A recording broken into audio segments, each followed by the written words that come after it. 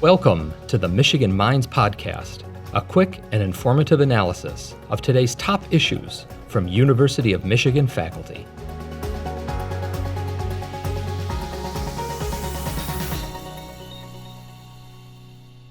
So financial technology, or fintech as it's known, is the intersection of financial services and technology, just as it sounds.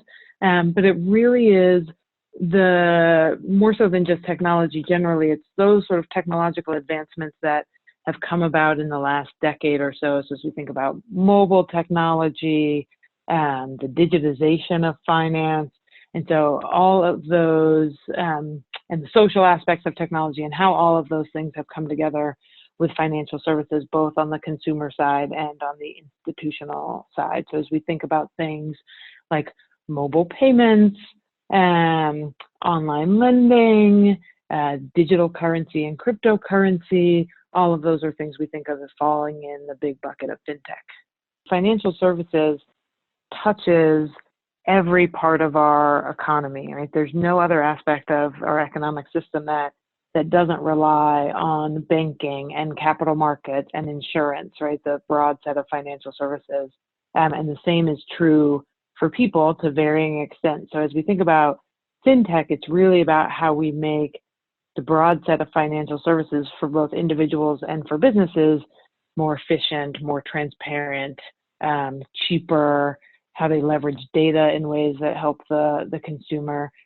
Part of the ethos of fintech as it really sort of grew up after the financial crisis was thinking about how to make financial services cheaper and more effective for those on the lower end of the income spectrum. So unbanked, underbanked, financially vulnerable people. And so that's been a lot of where fintech efforts have been oriented. But broadly, I mean, it really does affect the entire financial services system and all of its users. There's been numerous discussions that I have participated in and others around policy making and financial technology and how to help people weather the economic storm that we find ourselves in and that I imagine will persist for quite some time. One of the things we talk about are mobile payments, right? Just the ability to pay for things without using cash. And in the case of the coronavirus, right, those mobile payments now enable us to not have yet another vector for transmitting the virus. So to the extent you can pay for things online, deposit checks without leaving your home, those are all innovations that fintech brought around. And as we think about real-time payments and the ways, you know, the companies and services we're able to use that connect with our banks that enable us to get our money faster. And that's so important as we think about the government stimulus package and getting checks to people.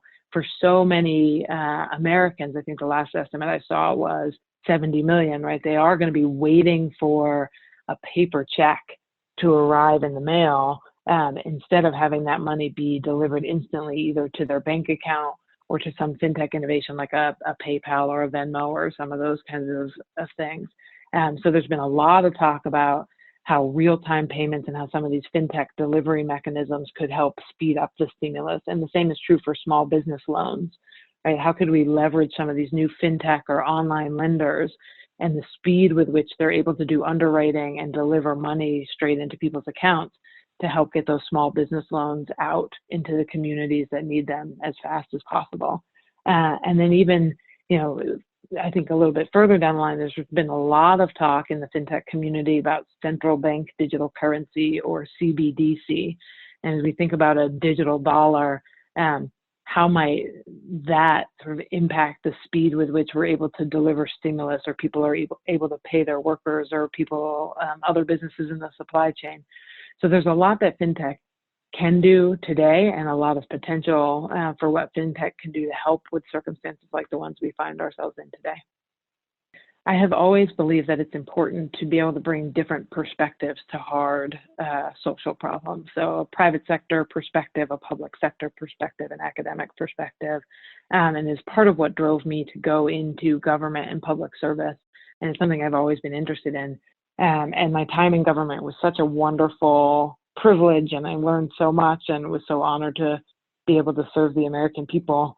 Now outside of government, It's really been a joy to leverage my role at the university and help bringing policymakers and fintech entrepreneurs together, especially as we think about COVID and the economic ramifications there.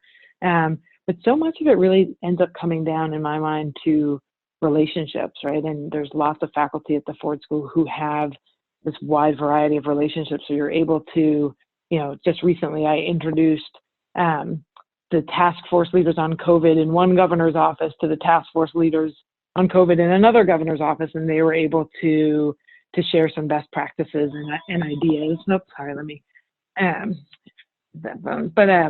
They were able to leverage ideas and collaborate on a number of the initiatives they were working on. And similarly, I've been able to bring together some private sector actors with some policymakers to think about creative solutions. So there's lots of ways to stay engaged, whether you're writing op-eds or research papers, just sort of being a connector. And I think it's so important that people, whether or not you've had government experience, are able to do that.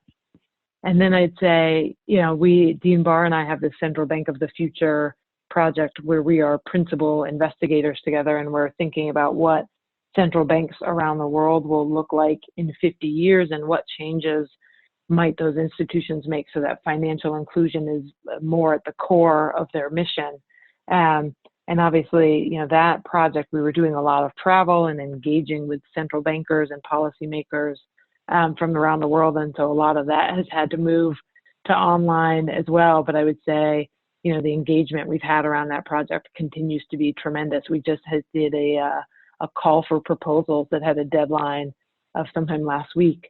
And we've got, dozens of proposals from around the world in our call for proposals for that project. So people are still finding ways to engage in this project that he and I have. So I'm currently teaching 2 courses at the Ford School.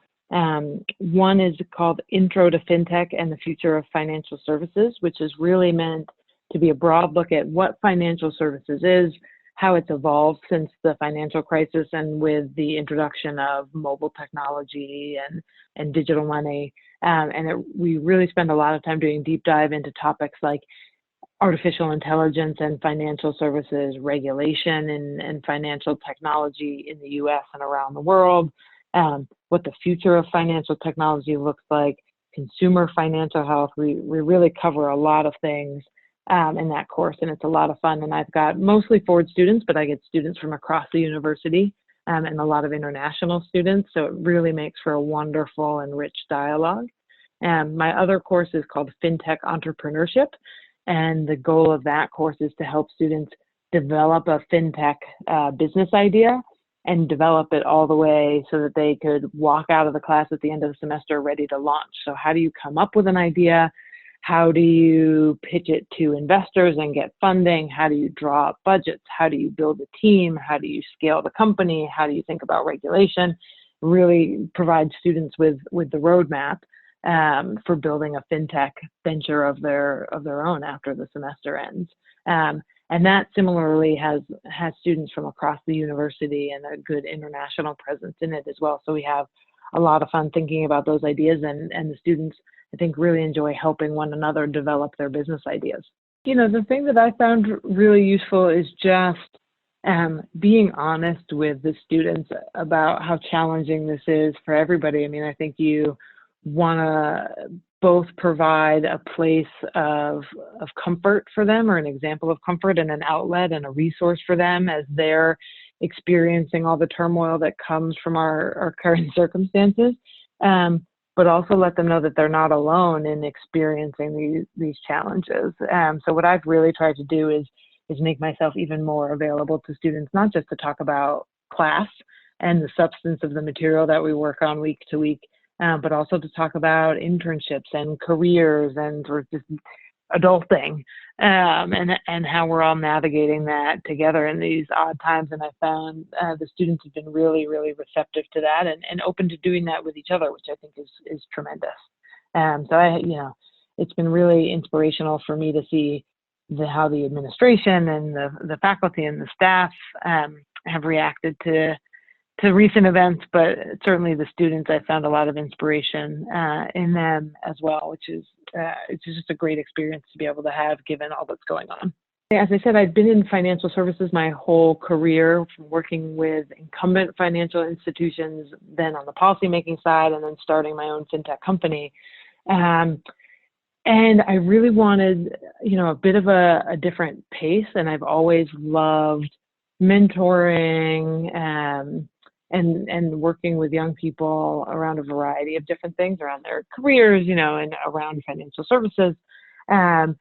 And Dean Barr and I knew each other from the Obama administration, so I had mentioned to him and some of our mutual friends that I was looking for something else to do, or thinking about my next chapter, and he suggested coming to the university and teaching and working with him on this central bank project, and it was just a perfect fit.